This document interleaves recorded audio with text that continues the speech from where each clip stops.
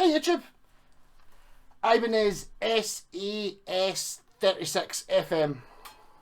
It's not a very long name considering what a lot of Ibanez have. It does, I think, so it's an SA series. It's rather fancy looking. Look at the binding around the outside of it. Yeah, so as far as I can gather, the SA series is kind of like the S series, but not quite. So it's really small and really thin, but not as really small and really thin as an S series. This has got a flat back on it. If you notice, the S series always has there's a plastic thing that the 5-way lever switch sits in.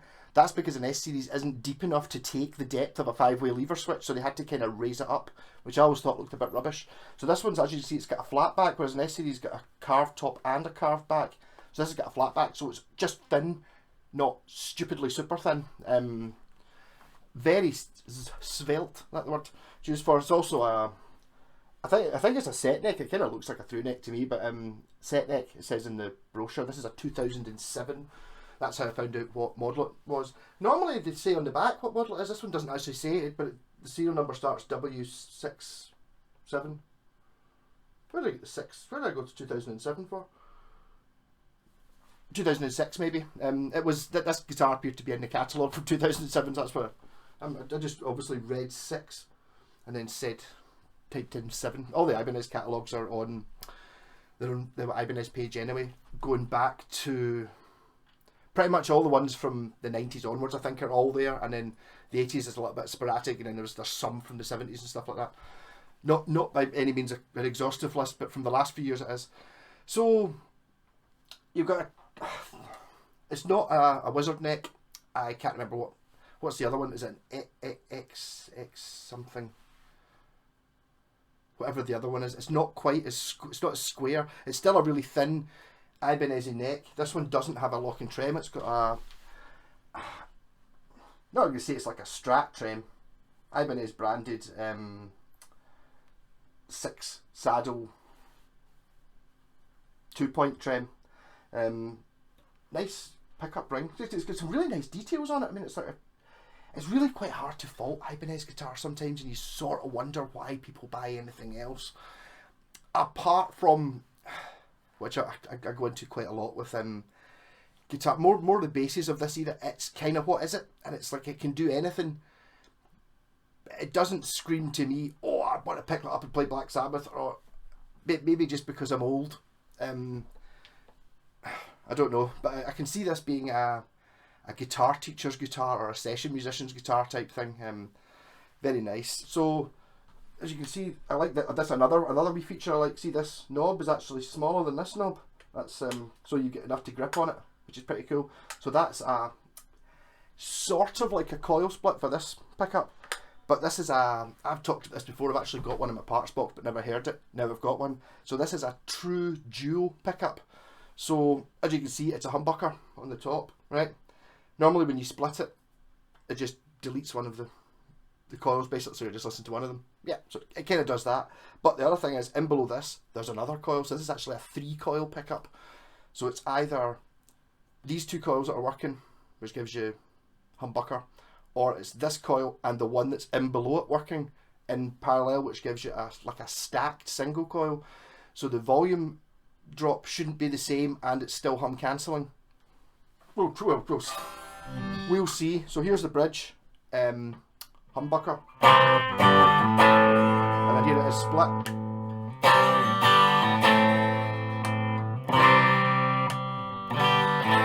Well, it definitely doesn't make as much difference as a coil split does.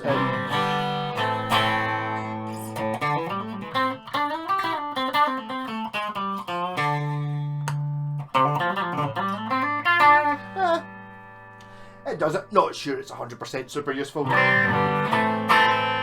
really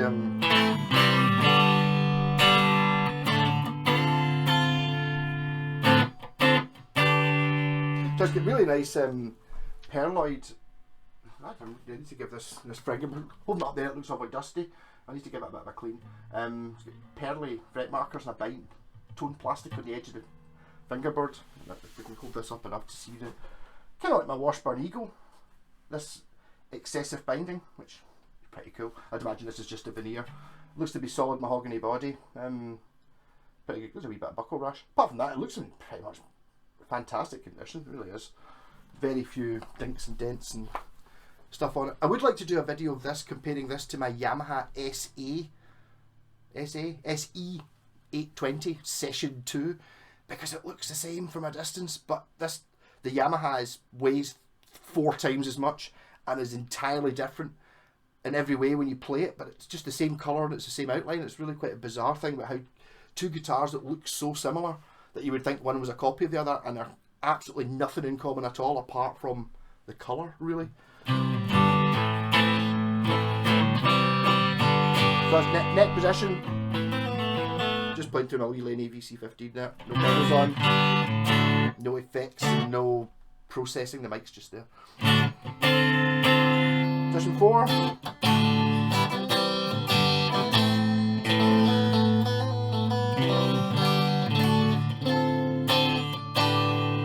Middle position. Position 2.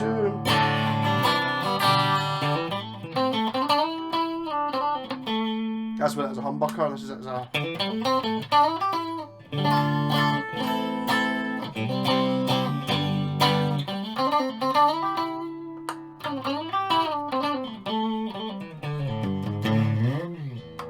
And then bridge pickup humbucker, bridge pickup single. Okay. It does make a difference. I need to spend a bit more time. This is literally the first time I played this guitar. It is maybe the trio duo or duo, whatever it is. It does actually work. Like, I like the concept. Because I've got one of my parts box, I'm obviously sitting there thinking it's got three coils. Yeah. So either these two are on, the top two are on, or one of them's on with the one in below it. And it's like, why is there no option for all three to be on? So I might stick that in a guitar and with switches to give you as many options as possible. Whether it will make much difference, I don't know. So I have a wee jam on this, but I want to show you first the size of this. I was saying it's a nice wee guitar. It's full scale, you know. It's but just because it's so thin, and see if you compare it to, like, for example, there's a Strat. Look how small it is. Well, maybe I don't know. Or compared to the Flying V, you know, it's full size. It's amazing how, in fact, while I'm here, I'm going to measure the weight of this thing, see how much it weighs. I'm going to take it there. I'm just going to peel it off the... It definitely feels light. Right. 3.3.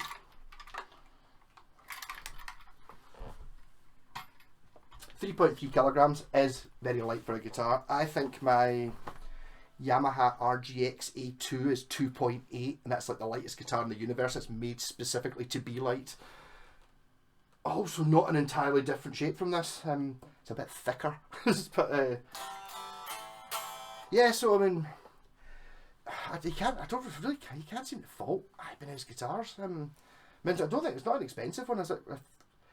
Going for the old rule is like it's a 30. No, it's not a 360. It's a 36. I don't know, about 350 quid, something like that.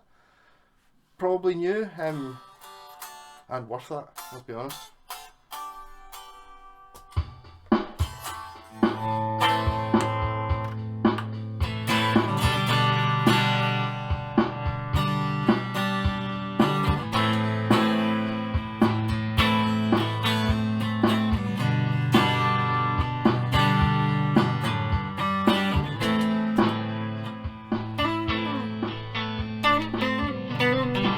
I'm not playing Paul Gilbert's Satriani, although this guitar can do that. Really low action, plays really fast, I can't do that. So instead I've gone for a quiet, creamy thing, so position 4.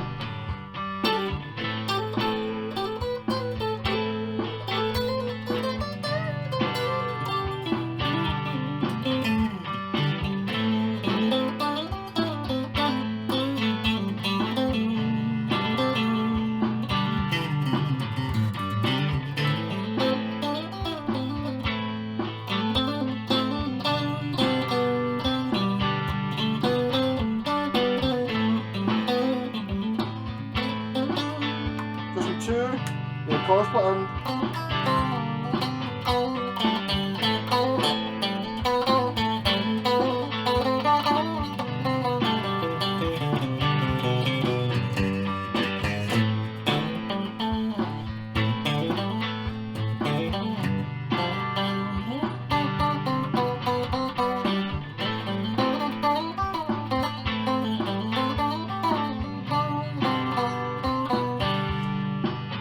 Distortion.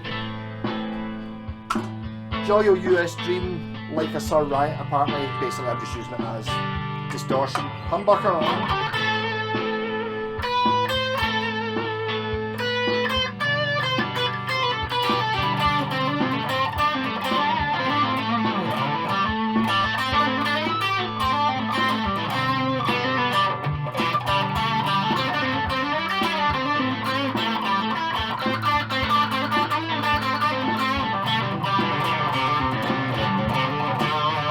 Yeah.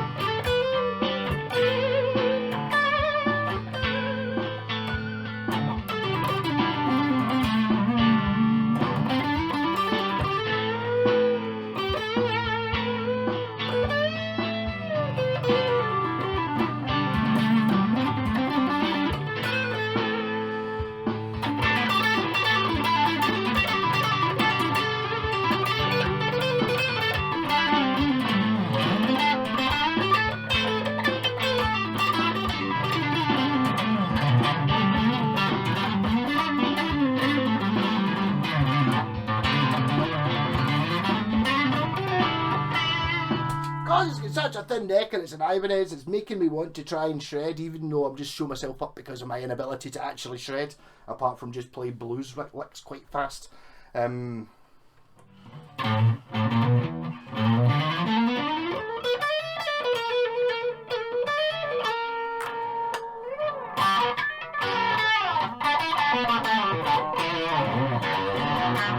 But really, really, really easy to play.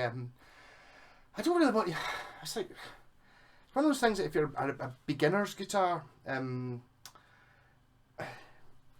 don't need this. Do you know what I mean? But if you're going to go and blow, I don't know how much these cost second hand. You're probably still in Squire money, and it's like, if it suits your kind of music. I mean, again, it's really, it boils down to the old Luke thing. You know, Luke, I am your father. No, just like, I don't know what to do with it. I'm pretty sure the guys in Sabaton play maybe this or an S series. I'm not sure which way round. So it kind of would cover. Obviously, it does the metal, but there's an element of it to me. It's just froze. Hey, sorry, the computer ran out of room there, so I'm going to have to stitch these two together. I really had kind of finished this video anyway, just I felt a bit abrupt to end it in the middle. Just saying I'm not really sure. Styling wise is my only gripe with this, and saying that, it's very pretty. It's just... Tony Iommi didn't play one, neither did, I suppose your Steve Vais and that sort of do this kind of thing, but I think this is more of a... much more range in it, a bit more classic than your RG or your S series. A bit more, play it in a nice cover band, be able to cover all, because basically it's a sort of Strat, but it's got the humbucker and it's mahogany, so it kind of does the Les Paul things. This trem seems to be really nice, much better than a Strat one. Quite arty looking as well.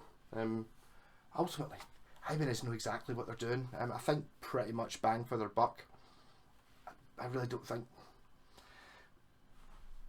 looks aside, that you can really go wrong with an Ibanez if you like the look of it. But just because of the look of it, it's not as cool. It's kind of in the, dare say, in the PRS camp. Not price wise, obviously, but looks and kind of, I feel almost exactly the same as this as I do about a PRS. It's kind of like a sort of, yeah, what's it for? I can sort of see somebody sitting playing this, I don't know, maybe even jazz fusion or something quite beard-strokingly interesting, rather than just churning out. To me, it doesn't look like a, let's say, rock and roll guitar. As I say, I've got this rubbish Telecaster, watch this, bang, bang, bang, riff. It doesn't have that vibe to it. It does it. It'll do that. That's a bit of a pointless tag on in the end. So again, and that could be a Trade Tuesday. I might sell it. I'm going to put a rake of guitars up for sale at the end of the month. Hopefully sell some. I just got too many. I keep getting given them. It's like I got a few donations. No, I'll do it on Trade Tuesday. Rock on. Catch you all later.